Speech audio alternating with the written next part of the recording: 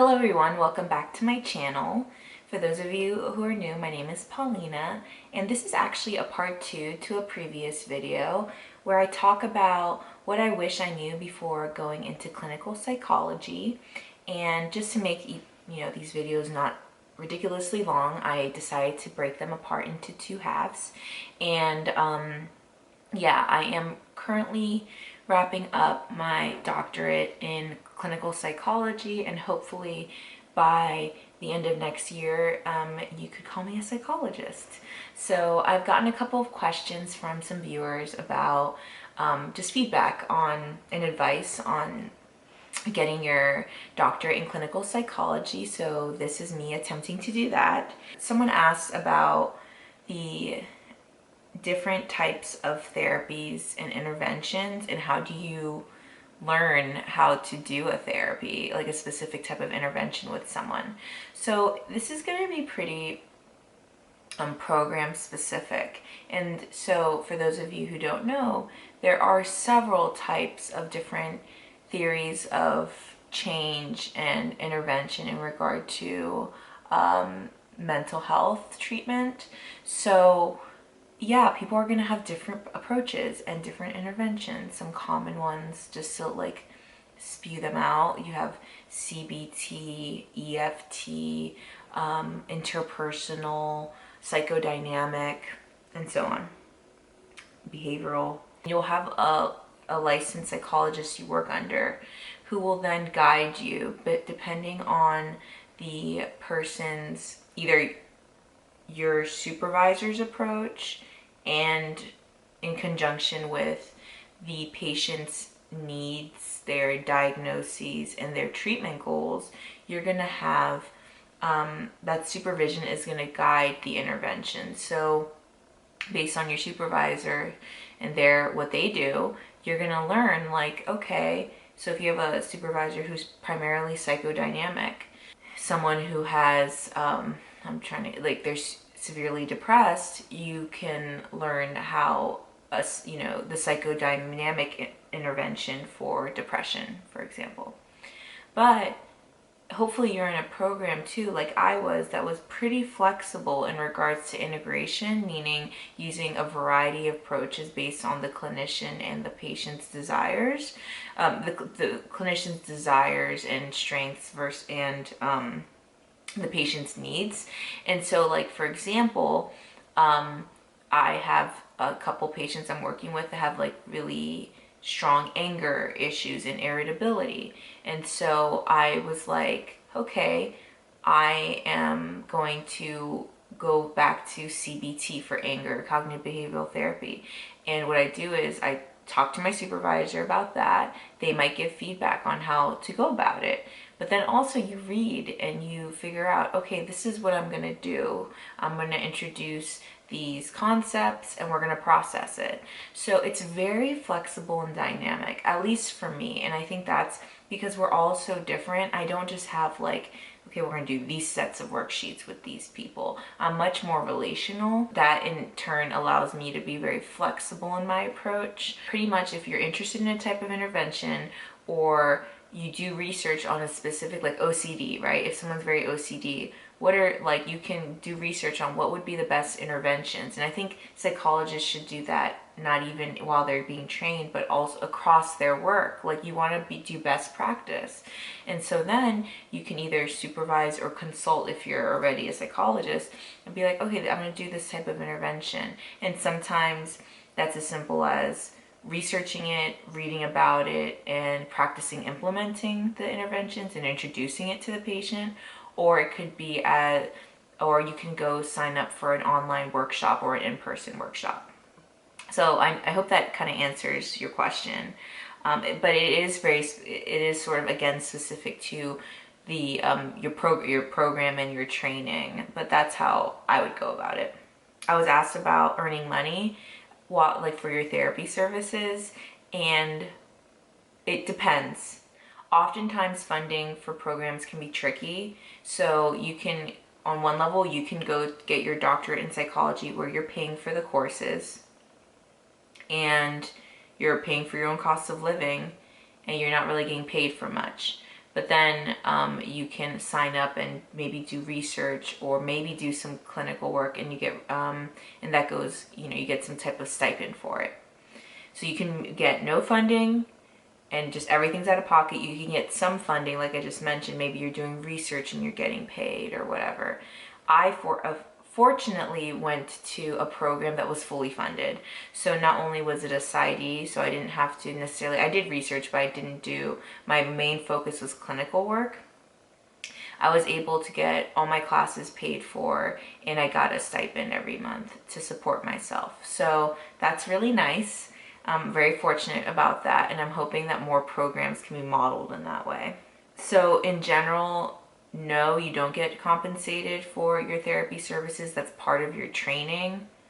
And so it's just like you do it for free, but you learn. But then for me, it was like I was getting paid for it because it was getting my tuition and my stipend paid for.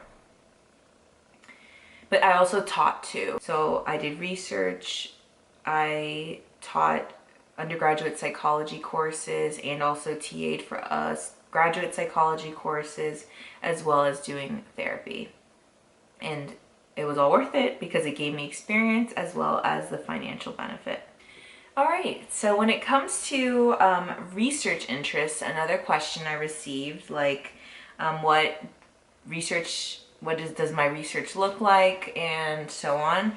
In psychology, there are so many different types of research you can do. It's everything from human functioning, understanding disorders, factors that influence mental health, to treatment outcomes and such. So specifically, my interests are pretty clinical. So I'm interested in more chronic and severe psychopathology, so personality disorders, psychotic disorders, schizophrenia, bipolar, all that. Also suicidality, as well as trauma. So what my research has looked like is under pretty much things like intervention and safety planning for those conditions, and seeing what's helpful and what the outcomes look like. And then my dissertation is actually theoretical, so I'm not doing traditional research data collection. Instead, I'm looking at the paradigms of a certain disorder and understanding if there can be a more unified approach to understanding it. So instead of understanding it from different angles, if we can see it for the whole thing, and integrating and unifying our different theoretical perspectives on it. I hope that makes sense. So it's not like, again, research can look so different, but mine is primarily, again, clinical, so it's more about disorders and treatment and improving well-being. That's what I've pretty much focused my energy on. Last piece, I'm going to talk about my internship, which can be considered like a residency. So essentially, after all your years of doctoral education and training, you have to do an internship, and this is across the board in the US, and then you're able to, after your internship, graduate with your doctorate, assuming you have finished your dissertation and everything. So just a couple of like updates or things to consider is that for internship, it's a completely new context. Granted, in your doctoral training, you should be put in different contexts outside of your program, but those, what's a little different is that those practicum sites or clinics or hospitals, whatever you want to call them, that you were able to go to and gain experience might already have an understanding of like, okay, this is what this program's students are capable of, right? Like they're acquainted to your doctoral program in a way, and they have an established relationship, if you will. But then you might go to an internship site that your doctoral program never had a student go to. So it's kind of uneasy because you're like, wait, was I trained like these other people? And what is that? Is my approach going to align with this internship site? Granted though, through your interview and application process, they should know what they're getting based on your application, you know, so it should be a pretty good fit overall. But it could also be that you're in a different state, which is in my case. So I was in Virginia, now I'm in Pennsylvania, and there's a lot to know. Like, there are different laws here about practice and keeping patients safe, as well as depending on the type of site you're in. You could be, like currently I'm at a veterans hospital, and I've never worked at a veterans hospital, so there's so much to learn. So it's very new, which is ideal because you want it to be new. You want to be able to learn. And so I would encourage those of you who are in this field or interested in this field, when you get to this step, to really find a program that aligns with your interests and values, because people have different ways about going about treatment and working with people, and you want to find one that aligns with your approach and your goals. And this is an opportunity too to round out your training. And when I say that, psychologists can have so many different roles, and there's so many different approaches and contexts. For example, you can be an outpatient, you could be an inpatient, you can be in residential, you can be working with individuals, you can be working with groups, you can be doing couples work. You can be wanting to work with children, geriatric. I mean, there's so many different types of humans and types of interventions that, yeah, there's just so much to learn. So if you never did couples work, this is a chance on an internship to do couples work.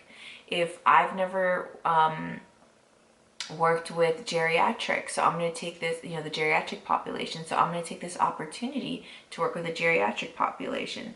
So it's great because, yeah, you might have all this experience through your master's and your doctoral training, but instead of just, you can continue building on that in ways, but you also want to work on your blind spots or areas that you haven't worked with, because then that makes you, unless you're trying to specialize, which I'm not, I'm more of a generalist, I think it makes you more competitive to be able to say, I've been able to work with all these different types of people in all these different types of contexts. That's it. That's all I have for today. I hope that this video was helpful. I specifically want to shout out Akshaya and Paola. They were two people that influenced me to make this video. And yeah, thank you guys so much for your interest, and I hope this was helpful. And if any of you have any video recommendations or questions, feel free to leave them down below, and I'll see you in my next video. Bye.